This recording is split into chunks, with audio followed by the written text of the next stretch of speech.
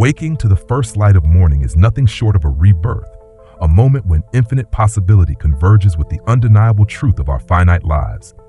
In those ephemeral seconds before consciousness fully stirs, we hold the power to define the tone, depth, and direction of our entire day. Stoic philosophers, particularly Marcus Aurelius, urged us to recognize that simply existing, to inhale, reflect, savor, and forge connections, is an extraordinary privilege, not an entitlement. Embracing that privilege at dawn is akin to planting a seed of intention that will guide our thoughts, words, and deeds long after the sun has climbed overhead. This guide presents 7 interwoven Stoic practices designed to anchor you in gratitude, sharpen your focus, and nurture the resilience needed to meet life's unpredictable tides with grace. Remember, you might not get another sunrise. Think of it as a gentle but profound nudge. At any moment, this day could slip away. The Latin phrase memento mori, remember you will die, sounds somber, yet its purpose is to galvanize us into cherishing life's fleeting beauty. The Stoics, from Marcus Aurelius to Epictetus, didn't fixate morbidly on death. They used its inevitability to illuminate what truly matters. Imagine waking up and mentally whispering, "This could be my only sunrise." Suddenly, small annoyances, stuck traffic, a curt email, a social media squabble, shrink into insignificance. The gratitude you feel for a simple breath, the warmth of sunlight, or the sound of morning birdsong ripples through your entire being. You move with intention rather than reactivity. This practice takes just 60 seconds. As soon as you open your eyes, inhale deeply, then exhale while picturing life's impermanence. Feel the privilege of existence in your bones. Neuroscience confirms that brief exercises in mortality salience, that's the fancy term for focusing on death, enhance prosocial behavior. People become more generous, more empathetic, and more inclined to invest energy in meaningful goals. But research aside, try this tomorrow morning. After a night of dreams and rest, greeting the day with a nod to life's precious limits feels like stepping onto a stage with renewed vigor. You're not racing the clock, you're partnering with it, aware that each tick is an invitation to live fully. And here's the beautiful paradox. By consciously embracing our fragility, we unlock a vitality that pulses beneath every interaction, every decision, every breath. A friend once told me he began his mornings this way and discovered that he apologized less, laughed more freely, and approached difficult conversations with unexpected kindness. When you carry the reminder of mortality in your pocket, it softens judgments and amplifies compassion. As the sun climbs, let that first whisper, "I might not get another sunrise," echo in your mind. Carry its pulse into your day, steering you toward authenticity and away from the trivial. Get it out of your head with morning pages. Have you ever woken up with your brain buzzing? Leftover emotions from yesterday's meeting, anxieties about tomorrow's deadline, or a kaleidoscope of half-born ideas? Without a clear outlet, your mind churns on its track, undermining focus and fueling stress. Julia Cameron's Morning Pages offers a lifeline, 3 pages of unfiltered stream of consciousness writing each morning, and the Stoics would nod in approval. Journaling, in this sense, is not a chore. It's a conversation with your inner self. In just 5 to 15 minutes, you can spill mental clutter onto the page, freeing your mind for clarity. Think of it as detoxifying your brain. Write whatever surfaces, worries, aspirations, gratitude notes, or even that vivid dream. Let punctuation be loose. Let grammar sleep. The only rule is honesty. When done consistently, this practice yields surprising insights. You spot recurring fears, public speaking, perceived failure, or unearth latent passions, a story you want to write, a project you yearn to start. By externalizing these currents, you no longer drown in them. You observe and direct them. Psychological studies on expressive writing reveal measurable benefits: reduce cortisol, that's the stress hormone, improve cognitive function, and better emotional regulation. For Stoics who prize rational deliberation over knee-jerk reaction, this is gold. You train your mind to witness emotions rather than be swept away, cultivating apatheia, the calmness that arises when you own your response. Imagine starting each day by greeting your thoughts with curiosity. What's bubbling beneath the surface today? The exercise develops self-compassion too. Rather than criticizing yourself for anxiety or moodiness, you witness them as transient phenomena worthy of investigation. Over time, the notebook becomes your archive of growth, a testament to how far you've come. I once journaled through a period of creative block. Frustration surfaced page after page. Fear of judgment, perfectionism, fatigue. Within a month, the negative loops loosened, and real ideas began to shine through. The act of writing gave me access to a deeper layer of creativity that daily deadlines had obscured. So tomorrow, before you scroll your phone, allocate space for morning pages. Even if you only manage a paragraph, you'll turn mental static into a clarifying dialogue that carries forward into the rest of your day. Declare your daily truths. Goals, those big, distant targets, have their place, but they can feel like mirages, always on the horizon. Stoics remind us that the real power lies in daily practice, in the tiny decisions we make at the moment. That's where declaring your daily truths comes in, a simple ritual that turns abstract ideals into lived reality. Imagine waking up and saying to yourself, "Today, I choose patience over irritation," or "I will offer kindness before criticism." These aren't fluffy affirmations, they're actionable commitments that prime your brain to scan for moments to live out those virtues. Psychologists call this technique implementation intentions, and research confirms it doubles the likelihood you'll follow through. By framing your plan as, "If X happens, I will do Y," you bypass the mental tug of war that often derails good intentions. Here's how it feels in real life. You're sitting in traffic, phone glued to map updates, blood pressure rising. But this morning, you declared patience. That cue triggers a pause, a deep breath, a gentle smile, and suddenly the jam is just a temporary pause, not a personal affront. Or picture a tense team meeting. Usually you'd bristle at criticism. Today's commitment to kindness reminds you to listen first and respond second. You find yourself seeking to understand rather than defend. This daily truth ritual requires less than a minute but yields profound results. Write your chosen virtue on a sticky note or journal header. Speak it aloud before coffee. Let it echo in your mind when challenges arise. Over weeks, these micro choices coalesce into character. Patience stops feeling like a chore and becomes part of your identity. A friend of mine, a busy mom and nonprofit leader, tried this by declaring, "Today, I choose calm." She noticed small victories, fewer sharp words with her kids, a more measured response to fundraising setbacks, and even strangers on the street seemed to elicit her gentlest self. That single declaration, made before breakfast, rippled through every corner of her day. Beyond emotional benefits, virtue declarations align with modern science on habit formation. When you pair a clear intention with a specific context, your brain builds neural pathways that automate the response. Eventually, acting on your morning truth becomes as natural as tying your shoes. So tomorrow morning, before the world whirls into action, declare your daily truths. Make them personal and precise. "I will speak with honesty and respect," or "I will greet setbacks with curiosity." Jot them down. Speak them into your phone's voice memo, or whisper them in the mirror. Then watch as your day unfolds through the lens of purpose, transforming ordinary moments into opportunities for authentic growth. Choose a little discomfort. Our modern world massages us with comfort, climate control, endless streaming, algorithmic convenience. While extraordinary, this level of ease can atrophy our inner grit. The Stoics offered a counterintuitive prescription: voluntary discomfort. By choosing small challenges each morning, you flex your willpower muscle and deepen your gratitude for life's simple pleasures. Consider a cold water ritual, a 30-second cold shower, or a faucet splash to your face. The initial jolt triggers a fight or flight reflex, but as you hold still and breathe, you shift from reaction to agency. You recognize that discomfort is temporary, and you have mastery over your response.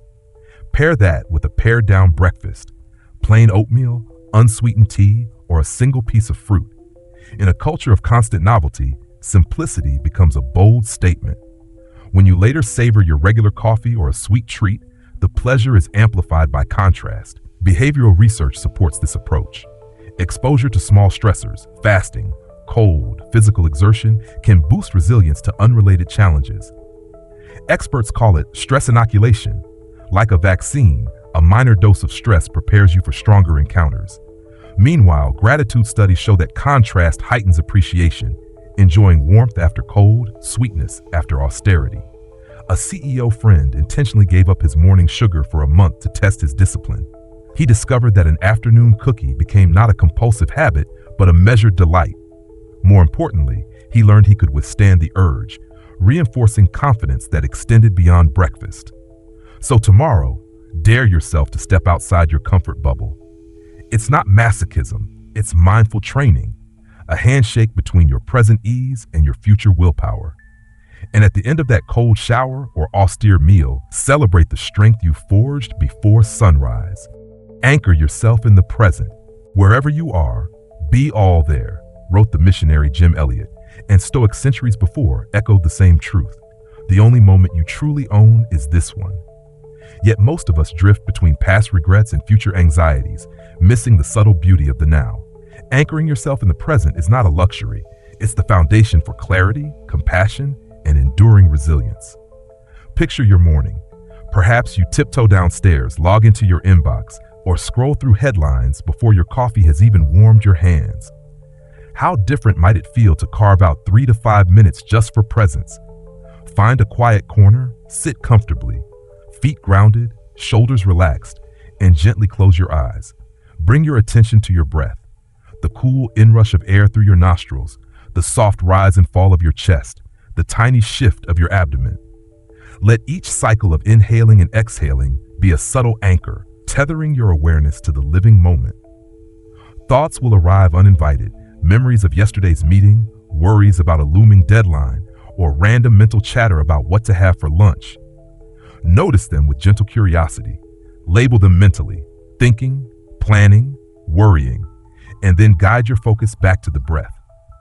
This simple act of observing your thoughts without judgment cultivates what contemplative psychologists call meta-awareness. You begin to see your mind as a vast sky, with thoughts like passing clouds. You are the sky, not the clouds. Why does this matter? Neuroscience provides compelling answers. Functional MRI studies show that even brief mindfulness practice increases gray matter density in key brain areas, namely the prefrontal cortex, the seat of attention and decision-making, and the hippocampus, central to memory and learning. Simultaneously, activity in the amygdala, our brain's alarm bell for fear and stress, diminishes.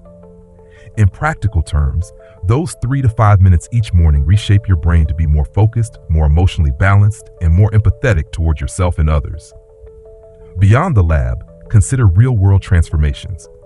A teacher I know dedicated 5 minutes before her first class to mindfulness. Within weeks, she noticed an unmistakable shift. Her patience deepened, her responses to disruptive behavior softened into curiosity rather than frustration, and her overall stress decreased. Her calm presence rippled through the classroom, fostering an atmosphere of openness and respect. But anchoring yourself in the present extends beyond seated meditation. You can infuse presence into everyday actions.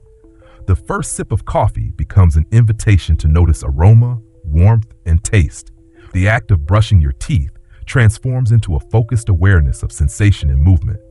Even waiting in line becomes an experiment in noticing surroundings rather than reaching for your phone. Over time, these micro practices of presence accumulate, rewiring your default mode from autopilot to mindful engagement. In this light, the Stoic maxim, "We suffer not from events but from our judgments about them," takes on fresh meaning. When you witness a judgment arising, "This traffic jam is unbearable," you create space to choose your response. "I can use this time to listen to an audiobook or simply notice my breath." That space between stimulus and reaction is where your power lies. So tomorrow morning, before your day accelerates, pause. Anchor yourself in the living moment. Feel the breath, notice the sounds, sense the temperature on your skin, acknowledge passing thoughts, and return to breathing. With each cycle, you reinforce your vessel of calm, equipping yourself to navigate the cacophony of modern life with grounded clarity and compassionate understanding. Let ancient wisdom be your GPS. Imagine having a library of guidance gleaned from the triumphs and tragedies of courageous souls, a compass forged by experience, hardship, and reflection. That is exactly what Stoic literature offers. Battle-tested insights from Marcus Aurelius, Seneca, and Epictetus that remain uncannily relevant in our 21st century whirlwind. Begin each day by reading a brief excerpt from a Stoic text. Resist the urge to skim. Instead, slow down and absorb each phrase. Marcus Aurelius's Meditations reads like an intimate journal, filled with pithy reminders such as, you have power over your mind, not outside events. Realize this, and you will find strength. Seneca's letters to Lucilius brim with practical counsel on navigating adversity and cherishing friendship, while Epictetus's discourses ground us in the central Stoic tenet, distinguish between what you can control and what you cannot. As you read, pause at a passage that resonates. Write it in a notebook, type it in a note-taking app, or even snap a photo. Then take a moment to reflect. Ask yourself, how might this insight apply to my day, my work, and my relationships? Perhaps you're facing a difficult conversation, recalling Epictetus's advice that when you are offended at any man's fault, turn to yourself and study your failings, can guide you to respond with humility instead of defensiveness. Why make this a morning ritual? First, it centers your mind on enduring truths, insulating you from the siren calls of fleeting trends and digital distractions. Second, it builds a mental repository of time-tested strategies. When stress rises, deadlines tighten, personal conflicts flare, you won't scramble for answers. You'll subconsciously flip through your internal anthology of Stoic wisdom and find a fitting principle to apply. This practice also fosters intellectual humility. When you witness the introspection of a Roman emperor or the wisdom of a former slave-turned-teacher, you realize that the human condition, our struggles with control, emotion, and purpose, transcends eras. That perspective softens modern anxieties and invites you into a centuries-old conversation about what it means to live well. Let me share a real-world example. During a period of global upheaval, a corporate executive friend of mine recited Seneca's counsel on focusing inward. We suffer more often in imagination than in reality. She began her mornings by rereading that line, and though market volatility still tested her, she reported greater composure and clarity in decision-making. The ancient voice reminded her of the distinction between fear and fact. For a month, commit to daily Stoic readings. Track which passages you return to and how they impact your mindset. Notice over time how the language of these philosophers subtly infuses your inner dialogue, transforming panic into reflection, impulse into deliberation, and complaints into questions of growth. Welcome your fate with open arms. The grand finale of Stoic practice is amor fati, the love of fate. This principle is not about passive resignation, but about radical embrace. It invites you to greet every moment, every twist, and every unplanned turn, not as an obstacle, but as an opportunity for growth and discovery. When you practice amor fati, you transform life's unpredictability from a source of stress into a wellspring of strength. Imagine this common morning mishap. You're running late, rush out the door, and immediately spill your coffee. Your first instinct is likely irritation or self-reproach. Ugh, now I'm even more behind. But with amor fati, you hit an internal pause button. You take a breath and mentally whisper, "This too I choose." By framing the mishap as part of your day's curriculum, you reclaim agency. Instead of feeling hostage to circumstances, you become a creative problem solver. You laugh at your clumsiness, grab a napkin, and maybe even find humor in the situation. Over time, this simple mental shift rewires how your brain responds to stress. Cognitive research shows that reframing negative events as chosen experiences activates the brain's reward pathways, releasing dopamine and reducing cortisol levels. In practical terms, you face setbacks with calm curiosity rather than knee-jerk frustration. A missed train becomes a moment to practice patience, a bad review becomes a prompt for self-reflection, and a canceled meeting becomes free time to pursue a passion project. To make amor fati a lived habit, create a tangible reminder. Write the phrase, "This too I love," on a slip of paper or phone wallpaper. Each time life throws a curveball, a dead battery, a flat tire, or an awkward conversation, touch that reminder, close your eyes for a second, and affirm your love for the experience. This brief ritual rewires your emotional response over weeks and months, training your mind to pivot from resistance to curiosity and resilience. Consider the story of a marathon runner friend who snapped her Achilles tendon 6 weeks before a major race. Most would see calamity. She saw an opportunity. Embracing amor fati, she undertook a rigorous rehabilitation routine, discovered new passions in yoga and physical therapy, and emerged more attuned to her body's signals. When she finally laced up her running shoes again, her first steps were imbued not with relief alone, but with profound gratitude and deeper self-awareness. Amor fati also has a social dimension. When you accept and even love the challenges others face, you extend empathy and compassion. Instead of pity, you offer genuine support. I know that's tough. How can I help? This shift transforms relationships, forging deeper bonds rooted in shared humanity. Over months of practicing amor fati, you'll notice a profound shift in your daily experience. Stressful events become catalysts for innovation. Failures become compost for future success. Life's ups and downs no longer feel arbitrary, but part of a crafted journey that you actively shape with your responses. Embrace amor fati, and you'll find that every spill, every delay, every challenge is a gift in disguise, an invitation to cultivate courage, creativity, and joy in the face of uncertainty. 7 morning practices, each rooted in Stoic wisdom and evidence-based insights, await you. Taken together, they form a holistic ritual that fortifies your mind, nurtures your spirit, and aligns every day with intention. You don't need marble pillars or ancient scrolls, just a willingness to pause before the world stirs. Which ritual will you light before breakfast? Ignite the conversation below, and let's embark on this dawn-tide journey together. Let ancient wisdom be your GPS. Stoic texts are not dusty artifacts. They're survival manuals penned by minds who grappled with war, exile, and the volatility of power. Each morning, read a short excerpt, perhaps a page from Marcus Aurelius' Meditations or a letter from Seneca. Don't speed read. Let the words sink in like seeds absorbing rain. When a line resonates, the impediment to action advances action. Pause. Write it down. Carry it in your mind throughout the day. Ask, how does this apply to my work, my relationships, my inner dialogue? Over weeks, you'll build a personal anthology of Stoic wisdom tailored to your life. This habit is anti-fragile. The more you lean on it, the stronger your mental frameworks become. When obstacles arise, you don't panic. You consult your internal library. Suddenly, ancient counsel feels uncannily modern, precisely calibrated for today's chaos. During a global crisis, a friend turned daily to Epictetus' advice on focusing only on what's within his control. That repeated mantra anchored him through uncertainty, allowing clear-headed decisions amid tumult. Challenge yourself to a month of morning readings. Notice how your perspective shifts, how your voice inside your head mellows, and how complex problems yield simple, timeless truths.